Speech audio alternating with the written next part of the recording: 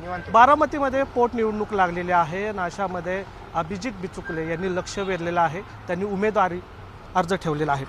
बारामतीतल्या विकासांसाठी ते निवडणूक लढतात. डॉक्टर साहेब, काय मुद्दे घेऊन आता ही निवडणूक लढतात? प्रमुख विषय बारामतीचा विकास ज्यांना करायचा होता त्यांनी किती केला, किती नाही केला, हा त्या ठिकाणी असलेल्या संपूर्ण मतदारांना माहिती आहे, बंधू भगिनींना माहिती आहे. त्याच्याही पेक्षा मोठा मुद्दा आपला आत्ता आजचा आला की बाबा त्या ठिकाणी एक नावारूपाला आणि लोकांच्या नजरेमध्ये संविधानवादी अशी भूमिका मांडणारे अजितदादा ज्या पद्धतीने गेलेत त्याच्यावरती त्यांच्याच घरातून काही अंशी संशय निर्माण करता येतोय. आणि अशा परिस्थितीमध्ये त्यांच्या असलेल्या आमच्या वहिनी म्हणजे सुनेत्रा वहिनी आणि त्या ठिकाणी असलेले त्यांची मुलं, पूर्वी सुशांत सिंग राजपूतच्या दरम्यान ज्या घटना घडत होत्या त्यावेळेला पार्थनं तत्कालीन पोलीस डिपार्टमेंटला खूप पत्रव्यवहार केला होता की तो अपघात आहे, तो खून आहे, घातपात आहे, ते शोधा. पण स्वतःच्या वडिलांच्या बाबतीत पार्थ काही बोलत नाही आहे. तर मग ह्या सगळ्या गोष्टींचा कशा पद्धतीनं विचार करायचा हे आता सुजाण बारामतीकर बंधू भगिनी मतदारांनी त्या ठिकाणी अभ्यासायचं आहे. त्याची हळहळ, दादांच्या जाण्याची हळहळ ही संपूर्ण राज्यामध्ये होते. व्यक्तिगत पातळीवरती दादा कसे होते हा विषय नाही आहे, पण सामाजिक पातळीवरती सर्व जाती धर्मांना बरोबर घेऊन जाणारा एक आमच्या आधीच्या पिढीतला नेता गेला असं माझं ठाम मत आहे. आणि त्याच्याबद्दल जर त्यांच्या कुटुंबियांना जर ते हळहळ नसेल, जर तुम्ही आनंदामध्ये जाऊन राज्यसभा मेंबर होत असाल, लोकांमध्ये फक्त मीडियामध्ये तुम्ही मीडिया ट्रायल करत असाल आणि महाराष्ट्रामध्ये जर FIR झालीच नाही आणि वहिनी दादांच्या पत्नी, जोही मान मराठवाज वहिनींना आहे तो दादांच्या पत्नी म्हणून आहेत, मग त्या DCM आहेत आणि रोहित पवार या व्यक्तीला बाहेर जाऊन FIR करावी लागते, तर याच्यापेक्षा महाराष्ट्र राज्याचं दुर्दैव काय असू शकतं. आणि काँग्रेससारख्या राष्ट्रीय पहिल्या पक्षाला पार्थ पवार या व्यक्तीनं डिवचलं की तुमची आम्हाला गरज नाही वगैरे वगैरे वगैरे, हेही सहन करून काँग्रेसनं ती FIR व्हावी असा जो मुद्दा आणला होता तो सार्थ होता. पण मग त्यांनीही माघार घेतली. म्हणजे नक्की चाललंय काय? आणि लोकशाही ही आता तोंडावरती विश्वरत्न डॉक्टर बाबासाहेबांची जयंती आहे, तर त्यांना जर खरं आपण मानतो भारतीय बारामतीकर, तर त्या ठिकाणी जाऊन माझं चिन्ह आणि बटन क्रमांक 4 दूरदर्शन याच्यावरती जास्तीत जास्त मतदान करून मलाच तिथं नेला तर ह्या महाराष्ट्रामध्ये जे काही गोड बंगाल चाललेलं आहे, आमदार पळवणं चाललं आहे, बायाबुवांचा प्रश्न चालला आहे, ती करंगळी कोणीतरी कापली असं आमचे राहुलभाई म्हटले. राहुलभाई पूर्वीचे निंबाळकर आणि पूर्वीच्या सुनेत्रा वहिनी ह्या निंबाळकर घराण्यातल्या, हे त्यांचे बंधूच लागतात, राहुल राजे निंबाळकर. तर अशी माणसं जर तुमच्या घराण्यातली तिकडच्या, पूर्वी तुम्ही निंबाळकर होतात, तुम्हाला असं म्हणायचं आहे का आता अजितदादांचं जे दुःखद निधन झालं त्या मुद्द्याला बाजूला ठेवलेलं आहे त्यांच्याच घरातल्या लोकांनी? ऑब्वियस.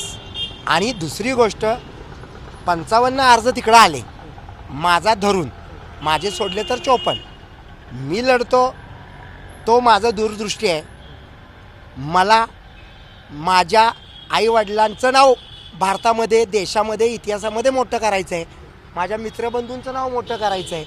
त्यामुळं मी माझ्या पद्धतीनं संविधानात्मक जगतो. मी हातामध्ये पेन किंवा कलम ज्याला म्हणतो ते घेऊन मी फिरतो.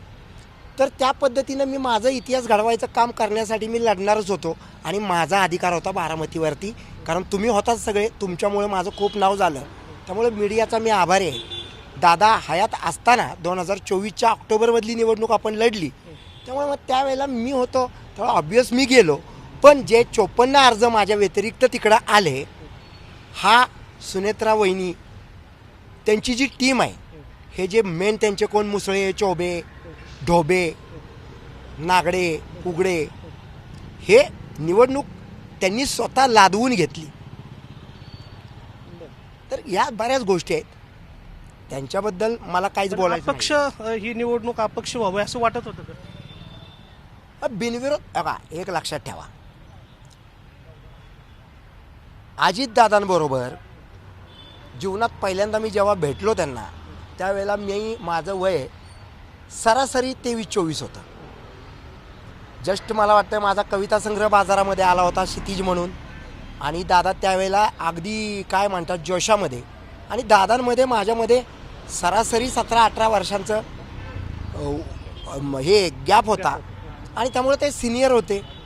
आणि तुम्ही बघा की आता दादांची जी जागा आहे ती दुसऱ्या कुणाला घेता येईल न येईल, पण आत्ता 100% मी विधिमंडळात पाहिजे. विधिमंडळामध्ये 288 आमदार आहेत का नाही, त्यांची एक जागा आत्ता ही जी बारामतीची आहे ती माझ्या पदरात यावी. कारण लोकांनीच तिथल्या मतदान करून दादांना नेलं होतं, लोकांनीच एकनाथरावांना नेलं, लोकांनीच त्या ठिकाणी यशवंतरावजी चव्हाणांना नेलं. मग यशवंतराव चव्हाणांच्या भूमीतला मी जावं आहे. मग आता मी मुद्दा मांडतो की बाबा फक्त महाराष्ट्रातल्या जनतेच्या संपूर्ण येणाऱ्या काळातल्या विकासासाठी जे झालं ते झालं, पण जीवन कुणासाठीही थांबलं नाही. आणि महाराष्ट्रातल्या सुजाण जनतेला संविधान आता तुम्ही म्हणताय विकासासाठी, पण अजित पवारांनी तर बारामती विकास केलेला आहे, मग अजून आणखीन काय विकास राहिलेला आहे? विकास झालाय का तो मुद्दा तुम्ही पहिल्यांदा तिथल्या जनतेला विचारा. मी एक उमेदवार म्हणून मी काहीही बोलू शकतो, परंतु ह्याच्यापेक्षा मला असं वाटतं की अतिशय ग्रामीण भागात असलेलं आमचं जे पाटण आहे, पाटण, त्या ठिकाणी आमचे मित्र मंत्री महोदय आहेत, शंभूराज देसाईंनी जितका विकास केला आहे ना, तो विकास ह्याच्यापेक्षा खूप चांगला विकास आहे. म्हणजे ज्या गोष्टी मला कळतात त्याच. आणि बाकीच्या ठिकाणी आपण महाराष्ट्रामध्ये फिरतो, हा जो महाराष्ट्र जो आहे आमचं राज्य, ते 5 जिल्हे चालवतात असं माझं ठाम मत आहे. पहिलं राज्य आहे की 5 जिल्ह्यांवरती तरतं, पुणे, मुंबई, सांगली, सातारा आणि कोल्हापूर, आमचा हरित पट्टा. आणि हे औद्योगिक वसाहत पुण्याचा विकास पूर्णपणे झालेला आहे. ह्याच्यामध्ये अनेक नेत्यांचा हातभार आहे. पहिले एकदम मी लहानपणापासून बघितलं तर ज्यांनी पुणे फेस्टिवल केला वगैरे वगैरे वगैरे, तर सुरेश कलमाडीजी होते. त्याच्यानंतर मग इथं वादंग सुरू झालं आणि पवारसाहेबांनी ग्रीप घेतली, आणि पिंपरी चिंचवडचा खरा विकास जर कुणी केला असेल तर तो दादानी केला. बारामतीचा बघा तुम्ही जाऊन, त्याही विकासापेक्षा आत्ताचा मुद्दा काय आहे की फक्त सहानुभूतीवरती वहिनींना निवडून द्यायचं का खरोखर सगळ्या प्रश्नांसाठी अ ब क ड ई फ ग संपूर्ण प्रश्न राज्यातल्या विविध जाती धर्मांचे, ओबीसीचे आरक्षण असेल, मुस्लिमांचा प्रश्न असेल, त्या ठिकाणी दादांना न्याय द्यायचा का नाही? FIR का होत नाही? मी काय म्हणतो, इथं FIRच होत नाही. अहो FIR करा आणि सांगा. किंवा मी आता सांगतो की वहिनी आणि ही 2 जी दादांची मुलं आहेत, त्यांनी क्लिअर जर सांगितलं की दादांचा घातपात नाही प्रेस घेऊन आणि तो अपघात आहे, तर या महाराष्ट्रातले सगळे लोक बोलायचं बंद होतील, रोहित पवारांसह. आणि मीही बंद होईन. का माहिती आहे का? त्यांनी खरं सांगायला पाहिजे काय आहे. तुम्ही का गप्प बसलाय? तुम्ही क्लिअर सांगा, हा घातपात नाही, तो ॲक्सिडेंट आहे, त्यामुळं कुणी याच्यावरती ॲक्सेप्ट घेऊ नये. तुम्ही मीडिया ट्रायलला जाताय आणि DCM असताना जर तिथं FIR होत नाही, FIR व्हायला पाहिजे. निवडणूक सोडणार, त्यांनी जर असं बोललं तर निवडणूक सोडणार नाही, सोडायचा विषय येत नसतो. पण आता 4 नंबरचं बटन क्रमांक आहे आपलं, चिन्ह दूरदर्शन आहे, ज्या चिन्हामुळे मी देशात स्टार झालो. पण त्यांच्या भूमिका ऐकून घ्यायला नक्की मी उत्सुक राहीन, कारण जो गदारोळ झालेला आहे. आणि कुठलाही नेता, एक लक्षात ठेवा, दादांचं काय झालं, नेहमी चेहरा दादांचा आणि बाकीच्यांनी जे भ्रष्टाचार केले ते दादांच्या नावावर लेबलिंग झालंय. ह्याही गोष्टी ऐकून घ्या. पवार फॅमिलीचा, ठाकरे फॅमिलीचा मी एका पैशाचा मिंदा नाही म्हणून तर मी निवडणुका लढतो. त्यांच्या घरी असलेली पाळलेली त्यांची कुत्रे आहेत, ती लढतात का त्यांच्या विरोधात? आता त्यांचे जे मित्र पक्ष आहेत ते कुठेतरी कमी पडले का? ही निवडणूक जी आहे ती बिनविरोध व्हावी किंवा त्यांना एकदम मस्त प्रश्न आहे हा. प्रश्न कौटुंबिक होता, बरोबर. ज्यांनी दादांच्या नावावरती पोटं भरली ते सगळे असतील, ते मुसळे घुसळे सगळे असतील. आणि वहिनी तशा आता नवीन वाटल्या मला, कारण त्यांना एक प्रश्न जर निर्माण झाला असता, काँग्रेस माघार घेणार होतं, विषय राहिला असता की अभिजित बिचुकले अतिशय ताटर भूमिका घेतो, श्रीमंत छत्रपतींचं सुद्धा मी ऐकत नाही. हा स्वाभिमानी बाणा आहे माझा. कारण घरंदाज आईवडिलांच्या पोटी जन्माला आल्यानंतर डॉक्टर अभिजित बिचुकलेच जन्माला येतात. सोशल मीडियावरती फालतू गोष्टी करणारा इकडचा तिकडचा कुठला फालतू मुलगा किंवा मुलगी नसतो, हे लक्षात ठेवावं लागेल.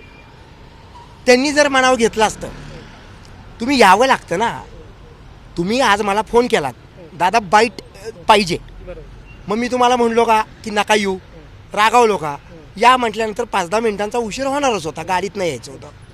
तर तसं त्यांना कन्व्हिन्सिंग पॉवर कमी पडली, किंवा अभिजित बिचुकले जर एकटा अर्ज ठेवतो तर सुनेत्रा पवार विरुद्ध डॉक्टर अभिजित बिचुकले अशी लढत झाल्यानंतर मी उंचीनं खूप मोठा झाला असतो, ह्या भीतीनं ही निवडणूक त्यांनी लादली.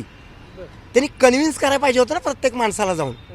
असा तो मुद्दा आहे, ह्याच्याबद्दल दुमत नाही. हे बौद्धिक लोकांचं आहे सगळं. त्याच्यानंतर आता बाकीचं जे बुयाबायांचं प्रकरण आलं, ती करंगळी कुणी कोणाची कापली, दादाच्या फुलीवरती हे मारलं, ते सगळं मी ऐकतोय. आज त्यांचे प्रचाराचा नारळ फुटलाय, तुमचा कधी फुटलं? नारळ असे येतात जातात. माझं टार्गेट आहे 2029. ही जाता जाताची निवडणूक आहे, ॲक्सिडेंटल लागलेली आहे. दादांच्या जाण्यानं मी आनंदी आहे असं नाही, हे तुम्हीही बघितलं. म्हणून तर 2 महिने मी काही बोलत नव्हतो मीडियामध्ये. आलेली संधी असते तर तिथं मी फक्त माझा स्वाभिमानी बाणा ठेवलेला आहे. आणि जर जनता जागृत असेल, आणि आता त्यांनी कितीही प्रचार केला, कितीही नारळ फोडले, तरी मला खात्री वाटते विश्वरत्नांना जर, डॉक्टर बाबासाहेबांना जर आदरांजली द्यायची आहे, ज्योतिबांना, यशवंतरावजींना, छत्रपती शिवाजी महाराजांना, तर बारामतीसाठी अतिशय सुवर्ण संधी आणि सुवर्ण योग आला आहे. आणि बारामतीतून मी जाऊन महाराष्ट्रातल्या सगळ्या अधिकाऱ्यांना, सगळ्या नेत्यांना एका मिनिटात सरळ करणार. कारण एक लक्षात ठेवा, मी कुणाचाही मिंदा नाही. पण बारामतीतली जनता म्हणते की अजून अभिजित बिचुकेंना तिथलं लोकसंख्या माहीत नाही आहे, विकास माहीत नाही आहे. आणा पुढं माझ्या, त्या जनतेला माझ्या पुढं आणा. आणि सोशल मीडियावर टीका करतात. ऐका ना, सोशल मीडियावरती आहे ना, जी डुकरे येतात त्यांना सांगतो अभिजित बिचुकलेंचा गू खावा, बिचुकले गावाचा गू खावा, आणि सातारकरांचा सुद्धा गू खावा. सोशल मीडियावरच्या त्या येड्या भांडगुळा नाही ना, ते धरणात दादा म्हटले होते ना, ते करीन. सोशल मीडियावरच्या कुत्र्यांवरती मी, दादा ते धरणात म्हटले होते ते करतो मी. आता तुम्ही बरेचसे इलेक्शन लढला, ही इलेक्शन कुठल्या मुद्द्यावर जिंकताल असं वाटतं? मुद्दा एकच आहे, महाराष्ट्रातल्या राजकारणामध्ये सर्वसमावेशक, सर्व जाती धर्मांना, 18 पगड जाती, सर्व धर्म आणि संविधानवादी एकही चेहरा तिथं राहिलेला नाही. अनेक आमदार जातीयवादी आहेत, माझ्या पुरोगामी महाराष्ट्राला डाग लावणारे आमदार. हे लेखणी आहे म्हणून मी शांततेने बोलतोय. जर इथं राजेशाही असती तर या राज्यामध्ये माझे सैनिक घेऊन मी काय करायचं ते केलं असतं. आचारसंहितेमध्ये मी वक्तव्य सूचित करतोय. हां, आणि 1 to 1 या, ज्यांना बोलायचं आहे ना माझ्याशी, मग त्या पक्षातले असतील, या पक्षातले असतील, ज्यांना बोलायचं आहे ना समोर येऊन बोलायचं. सोशल मीडियावरती माझा गु आणि मूत प्यायचा नाही. सभेत काय मुद्दे असतील? सभा घेणार आहे का बारामतीत? आज सभा घेणं म्हणजे काय असतं? तुमच्यासारखं मग जी मीडियामध्ये तेवढी ताकद नाही का मला पोचवायची? जी मीडियासारखा चॅनल जर माझी मुलाखत घेतो तर हे मी कमवलं. तर साहेब तुम्ही कुणाकडे येत नसता, एक लक्षात ठेवा. खूप मोठा मीडिया आहे तुमचा, म्हणून तर मगाशी मी आभार मानले ना तुमचे. तुमचा मीडिया असल्यानंतर प्रचाराचं काय? मग सोशल मीडियावरती मुंगी उडली, हे केलं, बिचुकल्यांचा गू खायचा आहे, सगळं चाललंय ना, खावा मग. तर शेवटचा मुद्दा, निवडून आल्यानंतर अजितदादांचा जो अपघाती मृत्यू झालाय याचं सत्य बाहेर काढणार का? बारामतीतील आत्ता लागू असलेल्या मतदारांना सांगू इच्छितो, जर खरंच तुम्हाला ह्याचं धागेदोरे शोधायचे असतील तर त्या विधिमंडळामध्ये मी पाहिजे तिथं थातूरमातूर खेळ कारभार चाललेत. DCM स्वतः वहिनी गप्प आहे त्या गोष्टीवरती. त्यामुळं मी निवडून आलो तरच मला आवाज उठवायला संधी आहे. इथं मीडिया ट्रायल घेऊन कुणीही मला संधी देणार नाही. कारण सगळं पोलीस डिपार्टमेंट विधिमंडळाच्या हाताखाली आहे. विधिमंडळात असलेले लोकच आवाज उठवू शकतात, पण आज उठत नाही. करंगळी कापली जाते पण आवाज दादांबद्दल उठवला जात नाही. वहिनींना सांगतो, त्या करंगळी प्रकरणामध्ये असलेल्या महिलांना सुद्धा पहिलं जेलमध्ये टाका आणि नंतर त्या करंगळी कापणाऱ्याला टाका. तुमचा पती गेलाय, लक्षात ठेवा. बारामती जनतेला काय सांगतात? हो का, जनतेला एकच सांगतो, विश्वरत्न डॉक्टर बाबासाहेबांनी दिलेलं संविधान आणि मतदानाचा अधिकार आहे म्हणूनच शरद पवार साहेब नेते झाले, म्हणूनच एकनाथराव शिंदे त्या ठिकाणी गेले. मग येत्या काळामध्ये चालू असलेल्यामध्ये अभिजित बिचुकलेंना पाठवा ना. ह्या तुमच्या पैशांवरती ते आमदार दारू मटणं बाया फिरवत आहेत. अभिजित बिचुकले तर चॉकलेट्स आणि आईस्क्रीम शिवाय काय खात नाही, तेवढंच खाईन. त्याच्या पलीकडे मला गरजच नाही कुठल्या गोष्टींची. चारित्र्य संपन्न आहे मी. आता ह्याचे दाखले तुम्ही काय कुठून आणणार आहात? दाखला आहे त्याचा. जर तुम्ही काही नेत्यांच्या जवळ पोचलात ना तर तुम्हाला त्यांची सगळी कारागिरी कळेल. लक्षात ठेवा. आता जास्त नको बोलायला, पण आता आमच्यात तिथं दुसऱ्या सहकारी उभ्या होत्या, करुणा शर्मानी काय त्या दिवशी टॉन्टिंग केलं आहे हे मी करत नाही आहे. करुणा शर्मा यांनी केलेलं टॉन्टिंग असं आहे की महाराष्ट्रातल्या सुद्धा फक्त देखण्या बायकांना पदं दिली गेली असं करुणा शर्मा म्हटल्यात. वहिनी याचा अभ्यास करा. करुणा शर्मा अतिशय हुशार व्यक्ती आहे. बारामतीतले मतदार याचा सगळ्याचा विचार करतील. करायला पाहिजे राव. यांनी नाही केला ना तर बारामती 100 वर्ष माघारी जाईल जर अभिजित बिचुकले जिंकला नाही तर. नक्कीच या ठिकाणी आपण पाहतोय की डॉक्टर अभिजित बिचुकले यांनी या ठिकाणी स्पष्ट केलेलं आहे, अजितदादांचा जो दुःखद घटना घडलेली आहे त्या घटनेबाबत सत्य बाहेर आणण्यासाठी मी या निवडणुकीमध्ये उभा आहे असं त्यांनी या ठिकाणी स्पष्ट भूमिका घेतलेली आहे. व्हिडिओ जर्नलिस्ट नितीन सांबोरसह निलेश करमर, झी मीडिया.